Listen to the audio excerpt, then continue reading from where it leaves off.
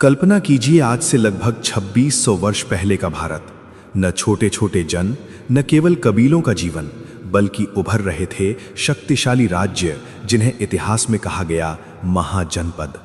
और इन्हीं के बीच जन्म ले रही थी एक अनोखी परंपरा, गणराज्य परंपरा, जहां शासन किसी एक राजा का नहीं बल्कि कई लोगों की परिषद का होता था। आखिर क्या था महाजनपद काल? कैसे विकसित हुई गणराज्य व्यवस्था और क्यों ये काल भारतीय इतिहास में इतना महत्वपूर्ण है? आइए जानते हैं। इसी समय भारत की धरती पर एक गहरा परिवर्तन हो रहा था। लौह तकनीक के उपयोग ने खेती को आसान और उत्पादक बनाया। जंगलों की कटाई हुई और नई बस्तियां बसने लगीं। गंगा घाटी जैसे उपजाऊ क्षेत्रों में नगर विकसित होने लगे, जहां बाजार, व्यापारी, कारीगर और सिक्कों का चलन दिखाई देने लगा। समाज अब केवल पशुपालन या छोटे कबीलाई जीवन तक सीमित नहीं रहा, बल्कि संगठित प्रशासन, कर व्यवस्था और स्थायी सेनाओं वाले राज्यों का निर्माण होने लगा। इसी दौर में राजनैतिक प्रयोग भी हुए। कुछ राज्यों ने वंशानुगत राजतंत्र अपनाया तो कुछ ने सामूहिक नेतृत्व की राह चुनी। गणराज्यों में सभा और परिषद के माध्यम से निर्णय लिए जाते थे, जहां कुलीन वर्ग के प्रतिनिधि राज्य संचालन में भाग लेते थे। ये व्यवस्था भले ही आधुनिक लोकतंत्र जैसी पूर्ण जनभागीदारी वाली न हो, फिर भी ये सत्ता के विकेंद्रीकरण और सामूहिक निर्णय प्रक्रिया की एक महत्वपूर्ण शुरुआत थी। महाजनपद काल केवल राजनैतिक विस्तार का युग नहीं था, बल्कि धार्मिक और बौद्धिक जागरण का भी समय था। इसी पृष्ठभूमि में महावीर और गौतम बुद्ध जैसे महान चिंतकों का उदय हुआ, जिन्होंने कर्मकांड की जटिलताओं को चुनौती दी और सरल नैतिक जीवन का संदेश दिया। इसलिए महाजनपद काल भारतीय इतिहास का वो मोड़ है जहां से साम्राज्य, दर्शन, धर्म और शासन की नई दिशाएं आकार लेने लगीं। इस परिवर्तन के पीछे कई गहरे आर्थिक और सामाजिक कारण थे। उत्तर वैदिक काल में जब आर्यों का विस्तार पश्चिम से पूर्व की ओर गंगा, यमुना, दोआब और मगध क्षेत्र तक हुआ, तब घने जंगलों को काटकर कृषि योग्य भूमि तैयार की गई। लोहे के हल और औजारों ने खेती को अधिक उत्पादक बनाया, जिससे अन्न की अधिशेष उपज होने लगी। इसी अधिशेष ने व्यापार, शिल्प और नगरों के विकास को जन्म दिया। जन अब केवल रक्त संबंधों पर आधारित समूह नहीं रहे, बल्कि एक निश्चित भूभाग से जुड़ गए। यही बना जन प्लस पद बराबर जनपद, अर्थात वो भूमि जहां कोई जन बसता है। समय के साथ जब इन जनपदों ने मजबूत प्रशासन, कर व्यवस्था, स्थायी सेना और राजधानी नगर विकसित कर लिए, तो वे शक्तिशाली राजनीतिक इकाइयों के रूप में उभरे, जिन्हें इतिहास में महाजनपद कहा गया। ये काल भारतीय इतिहास में द्वितीय नगरीकरण यानी सेकेंड अर्बनाइजेशन का भी समय माना जाता है। राजगृह, श्रावस्ती, कौशाम्बी, उज्जैन और वाराणसी जैसे नगर व्यापार और राजनीति के प्रमुख केंद्र बन गए। यही वो युग था जब राजनीतिक प्रतिस्पर्धा तेज हुई, राज्यों के बीच युद्ध होने लगे और शक्तिशाली साम्राज्य निर्माण की प्रक्रिया शुरू हुई। इस प्रकार 600 ईसा पूर्व का समय भारतीय उपमहाद्वीप में संगठित राज्य व्यवस्था और व्यापक सामाजिक परिवर्तन का युग सिद्ध हुआ। इन 16 महाजनपदों का विस्तार आज के उत्तर प्रदेश, बिहार, मध्य प्रदेश, पंजाब, हरियाणा और अफगानिस्तान के कुछ हिस्सों तक फैला हुआ था। उदाहरण के लिए मगध यानी आधुनिक बिहार अपनी उपजाऊ भूमि और लौह संसाधनों के कारण अत्यंत शक्तिशाली बना, जबकि कौशल यानी अयोध्या क्षेत्र और वत्स, कौशाम्बी व्यापारिक दृष्टि से महत्वपूर्ण थे।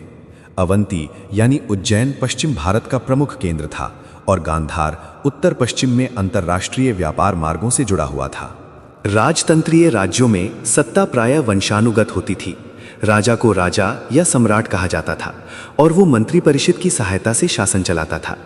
कर वसूली, न्याय, सेना और कूटनीति उसके अधिकार क्षेत्र में आते थे। दूसरी ओर गणतंत्रीय राज्यों जैसे वज्जी संघ और मल में सत्ता किसी एक व्यक्ति के हाथ में नहीं होती थी।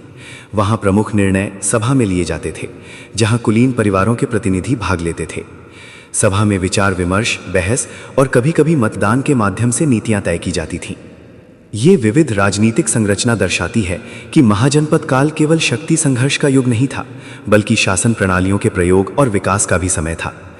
यहीं से भारतीय राजनीतिक चिंतन की वो धारा शुरू हुई जिसने आगे चलकर विशाल साम्राज्यों और प्रशासनिक व्यवस्थाओं की नींव रखी। राजतंत्रीय व्यवस्था में शासन का केंद्र राजा होता था, जिसे दैवीय अधिकार प्राप्त शासक माना जाता था। उसके अधीन एक संगठित प्रशासनिक तंत्र कार्य करता था, जिसमें मंत्री, अमात्य, सेनापति, पुरोहित और कोषाध्यक्ष जैसे पद शामिल थे। राज्य की आय मुख्यतः भूमि कर, व्यापार कर और उपहारों से आती थी। स्थायी सेना की व्यवस्था ने राज्यों को विस्तारवादी नीति अपनाने में सक्षम बनाया।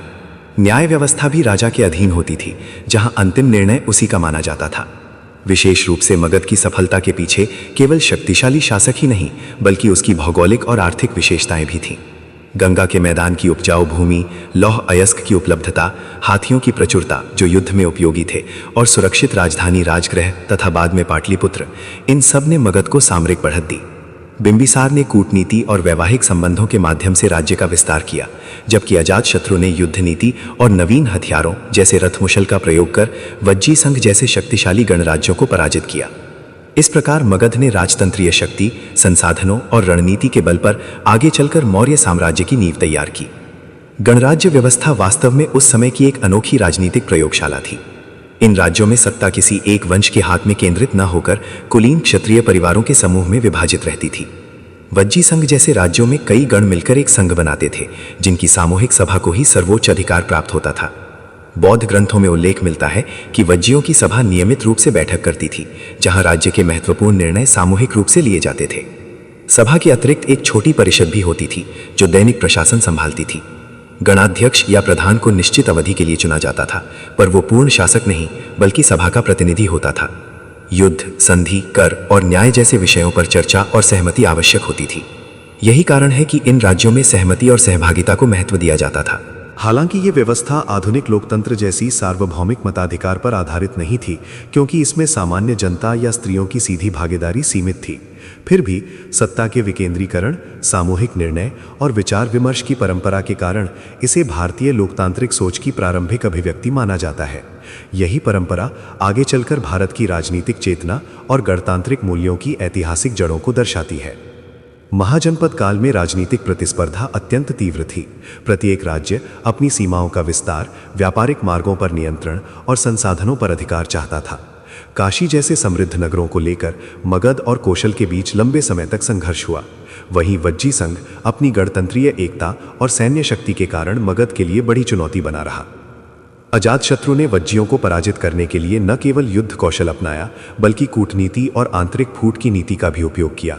कहा जाता है कि उसने अपने मंत्री वत्सकार, वर्षकार की सहायता से वज्जी संघ में मतभेद उत्पन्न किए, जिससे उनकी एकता कमजोर पड़ी। साथ ही नए युद्ध उपकरणों का प्रयोग कर उसने सैन्य बढ़त हासिल की। परिणाम स्वरूप मगध ने एक एक कर अपने प्रतिद्वंदियों को परास्त किया और गंगा घाटी पर प्रभुत्व स्थापित कर लिया। इस विजय ने मगध को उत्तर भारत की सबसे प्रमुख शक्ति बना दिया। आगे चलकर शिशुनाग और नंद वंश ने इस शक्ति को और विस्तृत किया। यही सुदृढ़ राजनीतिक आधार बाद में चंद्रगुप्त मौर्य के हाथों विशाल मौर्य साम्राज्य में परिवर्तित हुआ। इस प्रकार महाजनपदों के संघर्ष ने भारत में साम्राज्यवादी युग की शुरुआत की और राजनीतिक एकीकरण की दिशा में पहला बड़ा कदम सिद्ध हुआ। महाजनपद काल को भारतीय इतिहास में द्वितीय नगरीकरण का युग कहा जाता है। इस समय राजगृह, पाटलिपुत्र, श्रावस्ती, कौशांबी और उज्जैन जैसे नगर व्यापार, शिल्प और प्रशासन के प्रमुख केंद्र बनकर उभरे। कारीगरों और व्यापारियों के संगठन, जिन्हें श्रेणी कहा जाता था, आर्थिक जीवन में महत्वपूर्ण भूमिका निभाने लगे। इसी दौर में चांदी के पंच चिन्हित सिक्कों, पंच मार्क्ड कॉइन्स का प्रचलन हुआ, जिससे वस्तु विनिमय की जगह मुद्रा आधारित अर्थव्यवस्था विकसित होने लगी। कृषि में लोहे के औजारों के प्रयोग से उत्पादन बढ़ा, जिससे अधिशेष अन्न उपलब्ध हुआ और व्यापार का विस्तार संभव हुआ। गंगा घाटी अंतर क्षेत्रीय व्यापार का मुख्य मार्ग बनी, जबकि गांधार जैसे क्षेत्र अंतर्राष्ट्रीय व्यापार से जुड़े हुए थे। इस आर्थिक समृद्धि ने सामाजिक संरचना में भी परिवर्तन लाया। नगरों में व्यापारी और शिल्पकार वर्ग की प्रतिष्ठा बढ़ी। इसी परिवेश में वैदिक कर्मकांडों की जटिलता के प्रति असंतोष उभरा, जिसके परिणाम स्वरूप बौद्ध और जैन धर्म जैसे नए धार्मिक आंदोलनों का उदय हुआ। इन धर्मों ने अहिंसा, नैतिकता और सरल जीवन का संदेश दिया, जो शहरी समाज और व्यापारी वर्ग को विशेष रूप से आकर्षित करता था। साथ ही गणराज्यों की परंपरा ने सामूहिक निर्णय और सहभागिता की सोच को जन्म दिया।